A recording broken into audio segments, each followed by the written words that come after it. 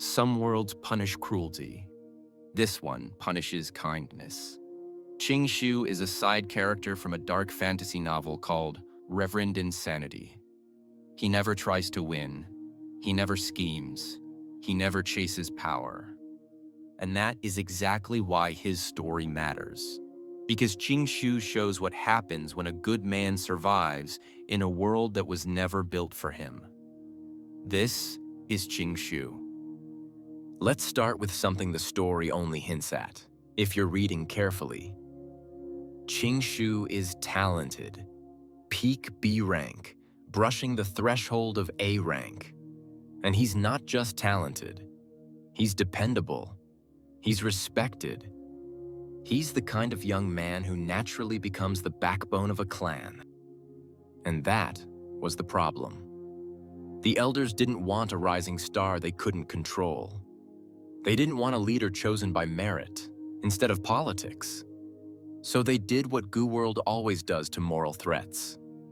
They suppressed him, softly, systematically, without ever saying aloud what they were afraid of. Every assignment that should have elevated him, redirected. Every moment he should have been honored, muted. Every leadership position he was meant to inherit, delayed. Qing Shu never complains. He bows, accepts, and repays the clan that raised him after his parents died, not with rebellion, but with obedience. Qing Shu leads the way water leads, with softness, humility, and an instinctive refusal to force his will on others. He never dominates. He never postures. He never raises his voice. In Taoist terms, he practices Wu Wei, the strength that comes from not striving, the kind of leadership that forms naturally around someone who does not care for titles. People follow him, not because he demands it, but because he carries a calm that steadies everyone around him. Even Fang Zheng, whose world is collapsing inward, finds a kind of emotional anchor in Qing Shu. He sees in him the older brother his real brother refused to be. But Qing Shu isn't just Taoist softness. He carries the markings of a Confucian Junzi, a gentleman formed by righteousness, restraint, and obligation. When Fang Zheng rises, when the clan begins praising him, when others might feel jealousy tightening around their ribs, Qing Shu feels joy, genuine, untainted joy, because virtue isn't a competition to him. Someone else's rise does not threaten him. It relieves him. It means one more person to help carry the weight. Imagine a world where strength is everything, ambition is currency, and even the kindest people compare worth like weapons. And then, imagine Qing Shu, smiling because someone else got better. This is where the Christian resonance emerges, not as theology, but as typology. Qing Shu is a shepherd, a protector, a man whose instinct is always, if someone must suffer, let it be me. He uses his wood charm Gu not as a tool, but as a calling. Every time he burns his life essence to heal someone, he knows he is shortening his own lifespan. And he does it anyway. There is no bargaining in him, no resentment, no calculation. He embodies the archetype of self-giving sacrifice, not martyrdom for glory, but quiet offering for the sake of others. He is the lantern that burns itself to give light to the people behind him. And then comes the wolf tide, and Qing Shu's entire life is suddenly condensed into a single night. Orders barked with trembling breath, healing cast between strikes, one hand stabilizing juniors while the other fends off death. The wood charm Gu wraps around his soul like a verdict. Vines tear through his hair, bark plates spread across his skin. His body stiffens into living timber. Every breath becomes a negotiation. His eyesight goes first, swallowed by jade-green blindness. Then his hearing, the world falling silent around him.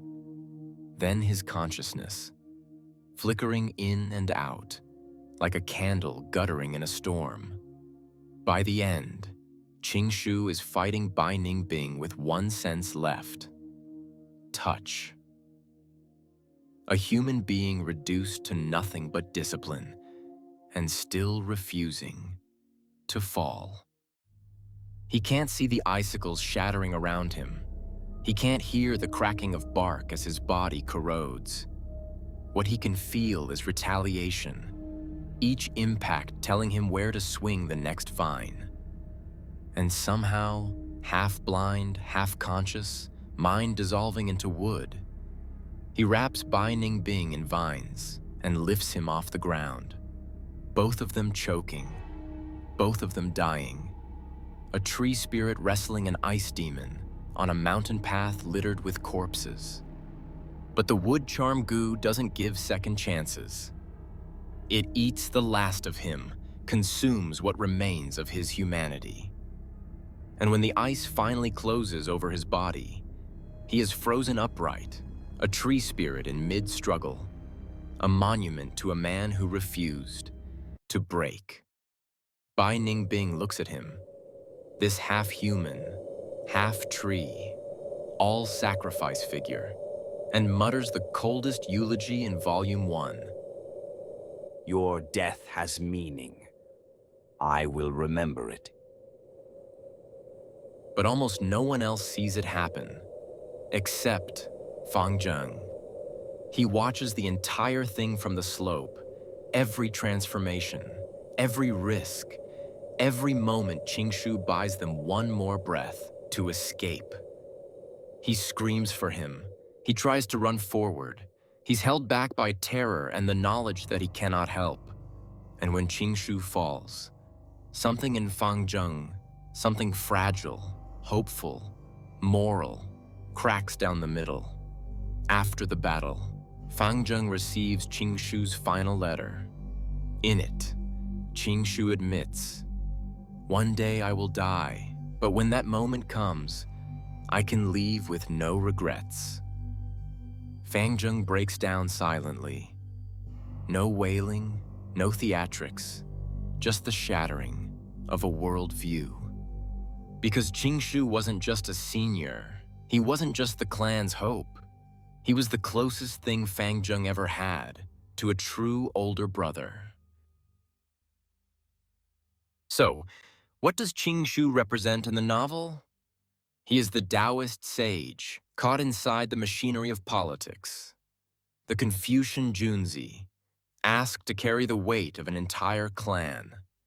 The Christian archetype of the shepherd, who lays down his life for the flock. And he is exactly the kind of person a world like this cannot keep alive. Qing Shu doesn't just die.